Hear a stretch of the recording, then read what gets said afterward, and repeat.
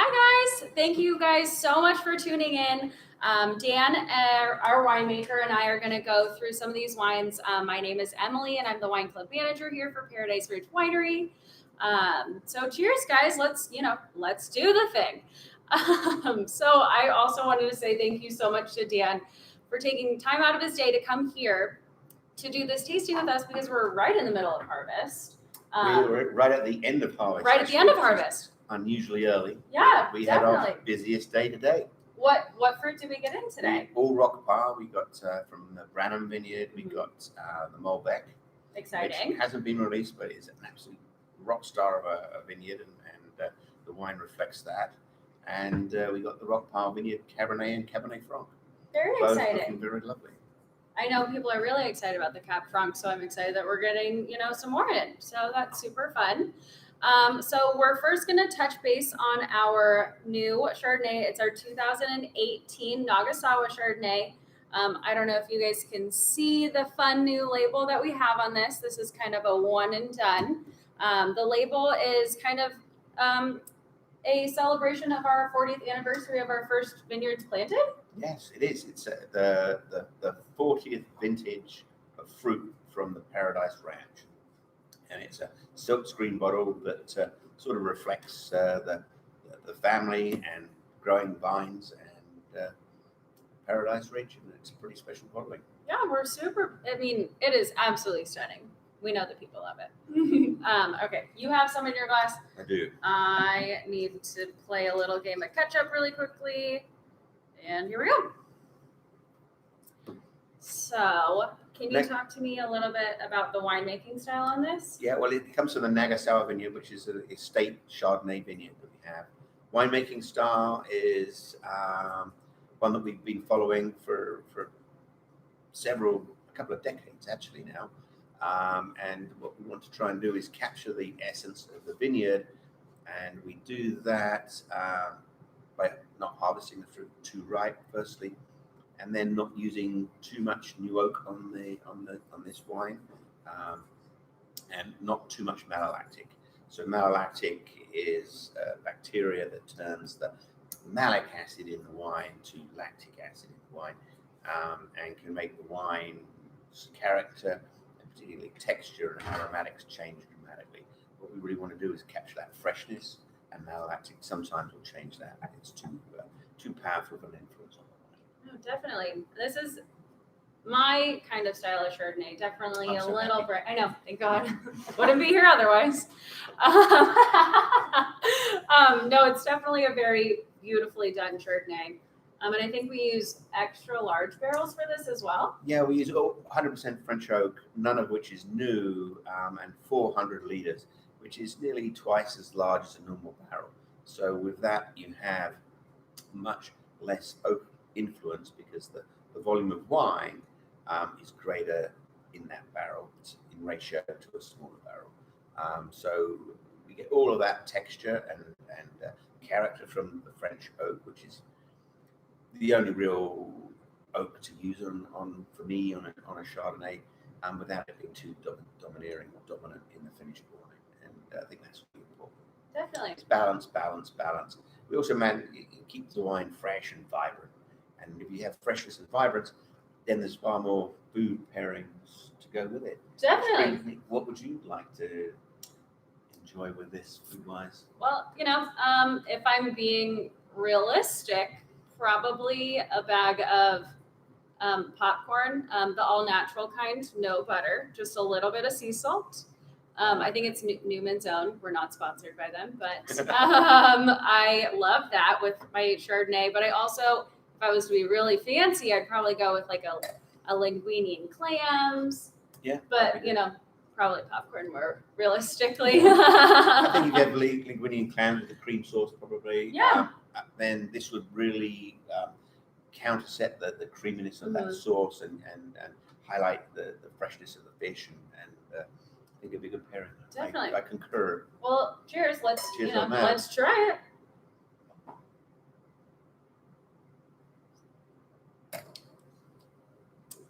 The alcohol is low on this wine, which I think is very important. So we're probably 13 and change. which makes it a wine that is more durable. So you can have a glass while you're in the kitchen cooking, a glass or two while you're dining, and then that's the end of the bottle if there's two of you. But you won't be impaired with that, drinking half a bottle of wine each. Not that I advocate drinking too much, I just advocate drinking more. I mean, cheers to that, for sure. So this Chardonnay comes from our Nagasawa vineyard.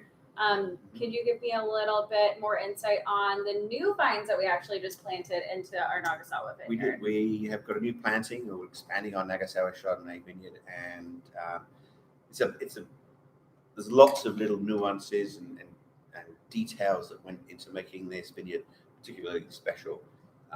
First, we chose a clone of Chardonnay called Mount Eden clone, and this was brought to America by Paul Masson, who was friends with a young winemaker back in the sort of earlier part of the century called Martin Ray, and he planted it on his estate in the Santa Cruz Mountains, and Mount Eden is part of the Santa Cruz Mountain, and that's how he got his name.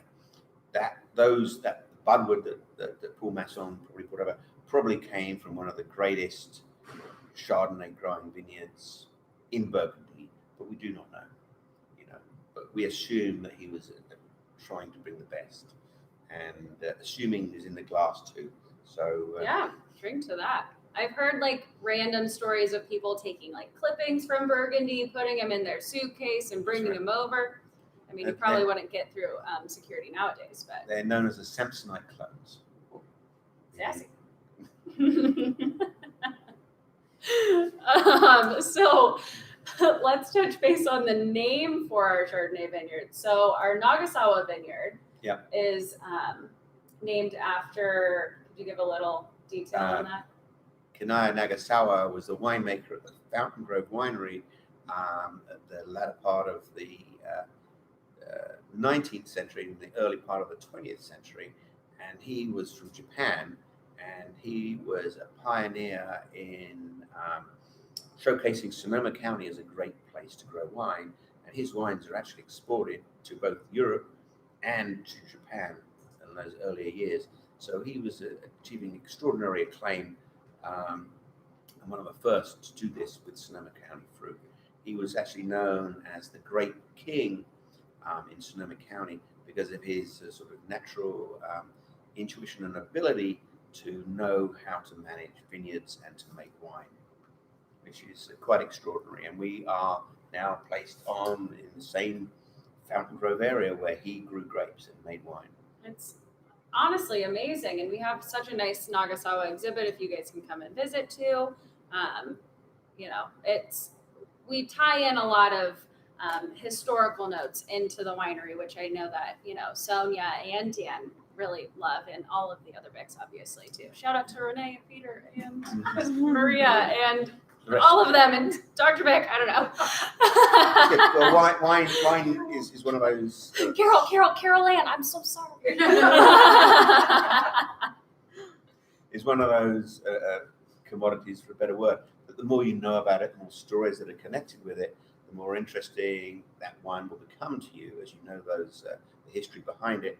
And it's to give you a comparison, it's like music. If you go to a concert and you meet and listen to that artist live, and every time you listen to that music from that artist, there's some special connection that you already have. And wine is the same. Those stories and that connection makes that wine taste better because you know the stories behind it. And we have more stories than I can throw at you with all of our wine. That's for another segment. Yes. But this is an absolutely beautiful Chardonnay, and I love it. I will be drinking it when I get home. So let's move on to our 2015 Convict Zinfandel. How about that? Let's do that. This Zinfandel comes from Rock Park, and the name of the Convict comes from a gentleman.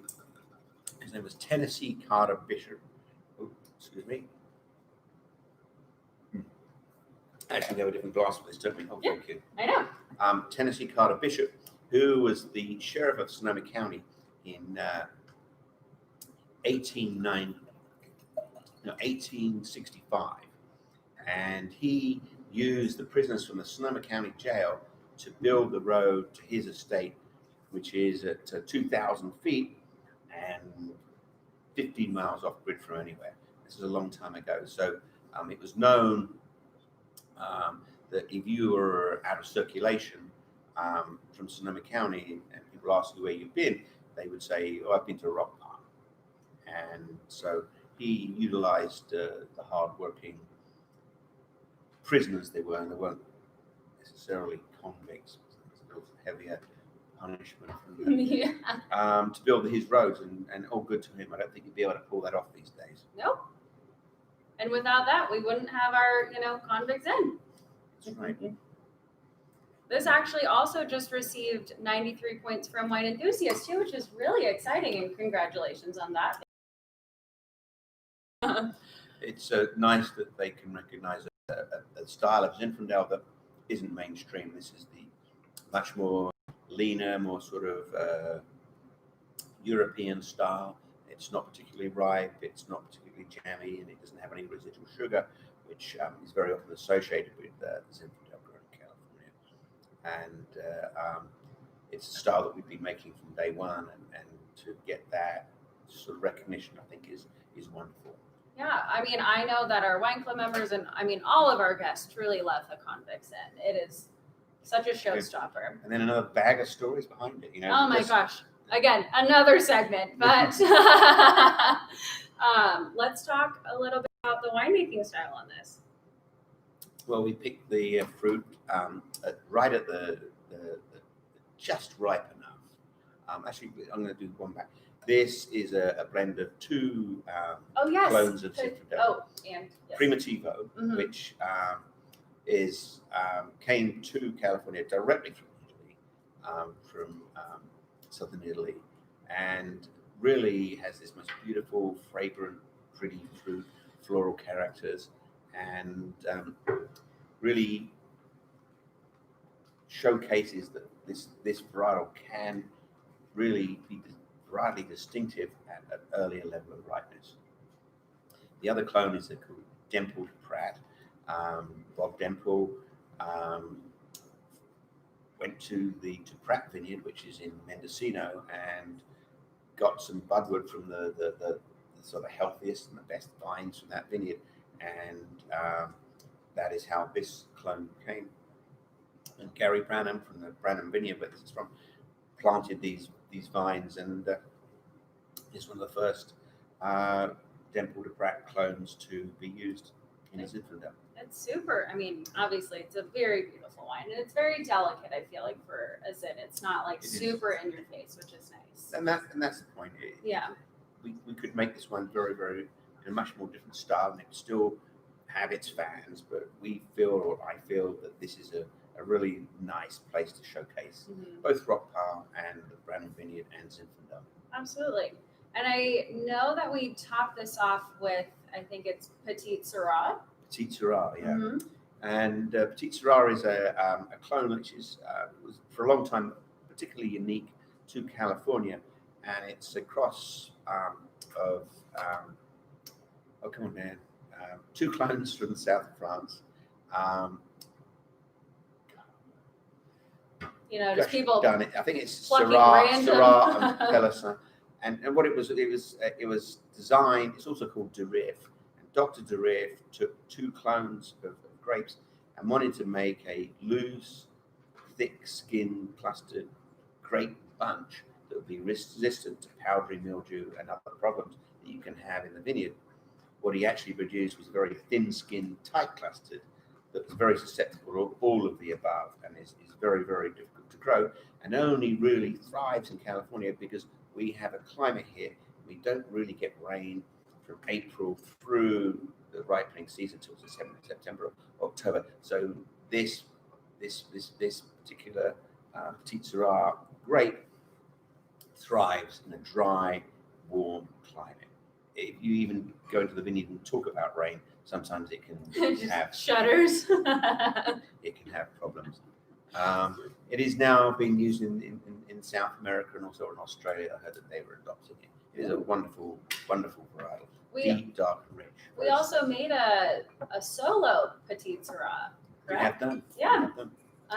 I know that the people love it. Not to put you on the spot. Is that going to come back? I don't know. That'll be. We'll have to talk to the boss. We'll have to talk to the bosses about that one. We had some Petite Syrah Zinfandel grown on the estate here. We made some extraordinary wines from that block, but it was in a place that it really shouldn't have been, and it got the bugs in the soil decided that they didn't really like it that much, and so the rootstock diminished, so no longer. Got a little sad. I know sad vines are very sad. So what does the Petite Syrah do to the Convict? Does it kind of calm it down a little bit, or? Well, Petite Syrah is really known for its color and its tannin structure. Got it. It is. So it does the opposite. That you said. Yes. Yeah. Cool. This is why I'm here. I know, spewing out. But it can make extraordinarily pretty wines, delicate floral wines, but with this amazing deep color and deep, dark tannic structure. And it helps the Zinfandel with both color and tannin structure. If you push Zinfandel, depending on the vineyard, too much to get more tannin, then sometimes the wine won't end up as harmonious as you perhaps want. And Zinfandel is always better, in my mind, with a Petite Syrah. I mean, obviously, everybody else loves it too. So Well, you can only you're hope. not wrong. No. So again, food pairings with this just screams the grill, which I always say. Dan loves a good BBQ. Mm. It's much lighter style of Zinfandel. Everything's there. It's much easier, good acidity, lower alcohol than some Zinfandels, and I think well grown is managing the vineyard is very, very key with Zinfandel. It's probably the most trickiest grape to manage in the vineyard and at the winery, because the bunches are very many different sizes. The berries are different sizes. It's very, very susceptible to getting too much sun exposure, and then get shrivel and raisoning, which isn't necessarily a great thing for the finished wine. And I'm hats off to the people that specialize in Zinfandels, because I think it is the trickiest and the most wily of grapes to manage. You'd say Zin is harder to do than Pinot, because I know Pinot skins are super thin and makes it a little bit trickier. Yes, I do. I think it is a more. You heard it here first, folks. I think to manage and make the Zinfandel, that there is a specific skill, a specialized skill in being able to make it and create wines that display both the vineyard and the varietal. And I think people are doing a great job here. In California, it really thrives. Yeah, I think you're doing a really great job here with this one too. Thank you. Not to, pat you on the back, but That's all right. Go ahead. pat you on the back. Anyway, so I think we should probably move on to our 15 elevation cab. We've got just a few minutes left. But I mean, Dan had obviously a very exciting morning with, getting in a bunch of fruit today and stuff. Yeah. We had a very, exciting day here on the property. There was a small little fire, which thank you to the first responders for putting that out for us. Mm-hmm. So we were able to be here today. So that was super fun. And there's a lot of talk about the 2020 vintage and smoke taint and the fires that wreaked havoc all through the West Coast, and how that affects finished wine. It is all very, very site specific and varietal also, depending on the varietal and where it is and the timing in that growth of that grape. So during aeration and later ripening, tends to be more sensitive to smoke. It depends how close you are to that fire and how dense that smoke is, and the duration of that smoke.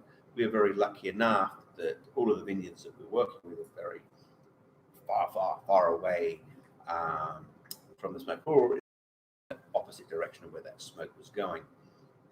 But really, you're going to hear a lot about smoke taint. The level of smoke that you would get in the wine is far, far less than you were if you have a barbecue meat. We're talking parts per billion. And smoke, to me, is part of our DNA. We have been heating ourselves through fires since we were existing and cooking with those fires.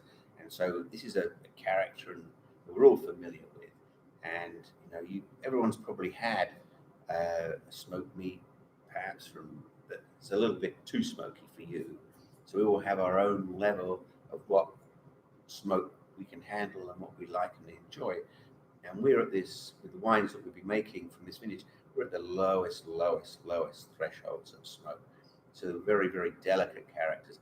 There's more, if I was to put a new barrel on a wine, there would be probably 5 times more of the same chemical that we attribute to smoke taint than there would be in the wine.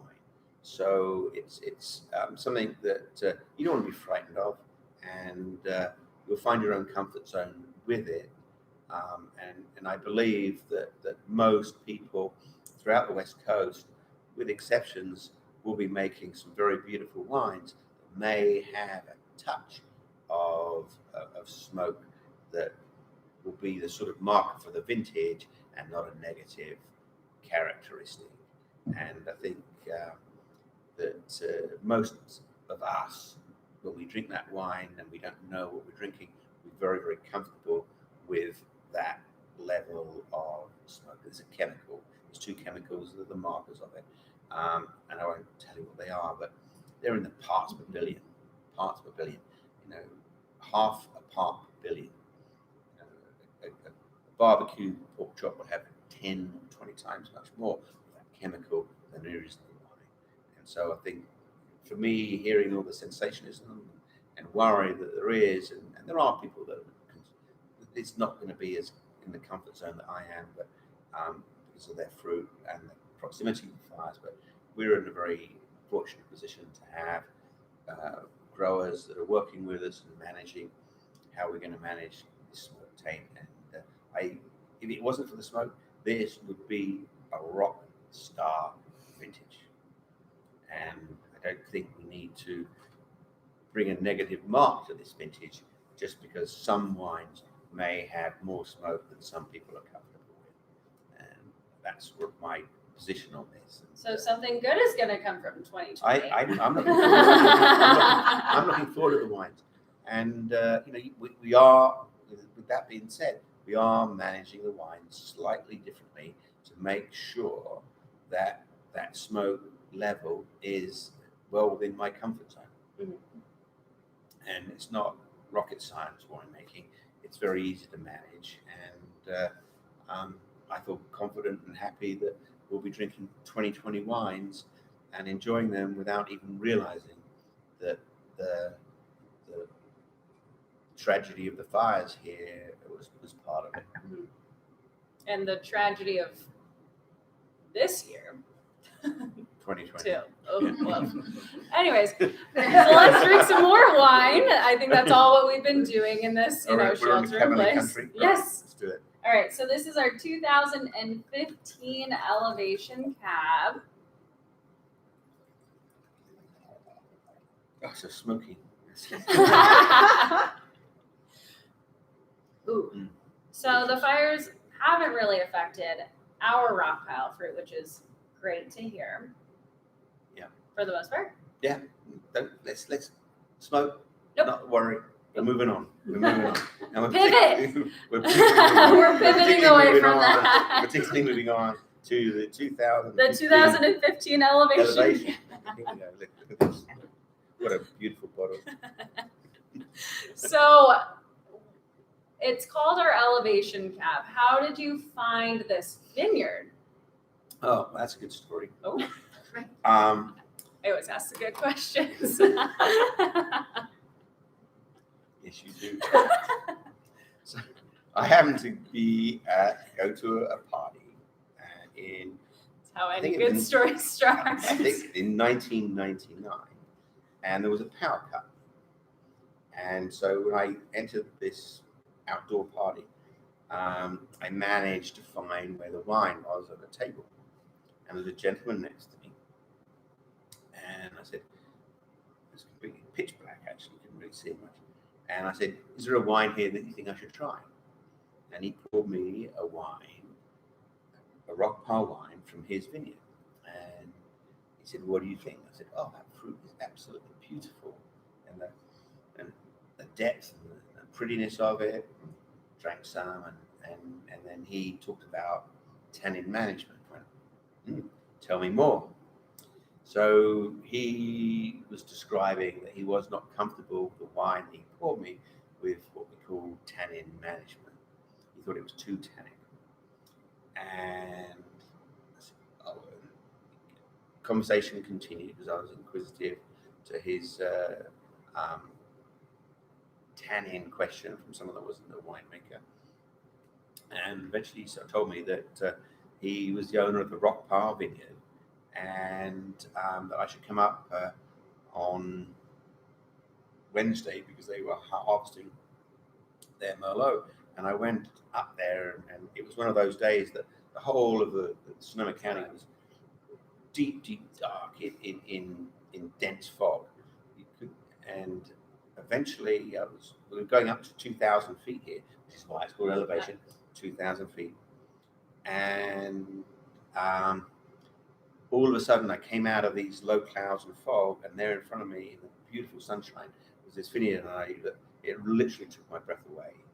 And I went, I need to make wine from this place. I sort of fell in love with this vineyard, and in 2001 he said, I will sell you some fruit, which I was ecstatic about. And I said, well, how much and where can I get it from? And he said, take your pick. And so I choose the locations for the vineyard, and we've been using those same blocks for the last 20 years, I guess. Yeah, 20 years.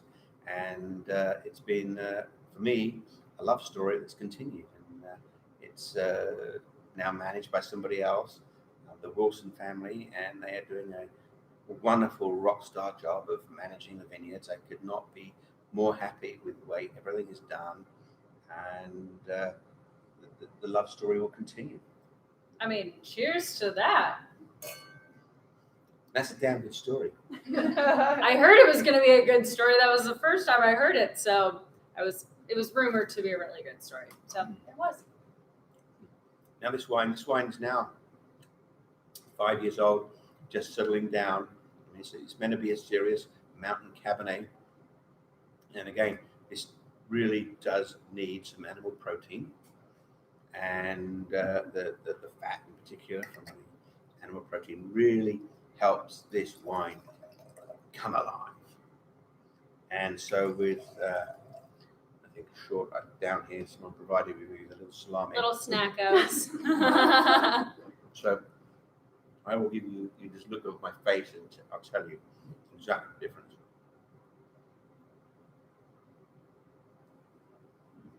Well, the whole thing, wine, and just comes alive. Whole different experience. When you have a serious mountain-grown Cabernet, if you just need a small amount of animal protein, and another experience. So that to me that just made my day doing that. Oh, I know it's been a very long day. So again, thank you so much for taking time out of your day to come and hang out with us and me, and drink some wines. As I know, that is an absolute chore for all of us to do. Hang out with me. A chore, like I said. Anyways, if you guys have any more questions, please feel free to call us or email me. All of this information is on our website. So thank you so much for tuning in. Cheers, everybody. Cheers. Boom. Well done. Good job. Cheers.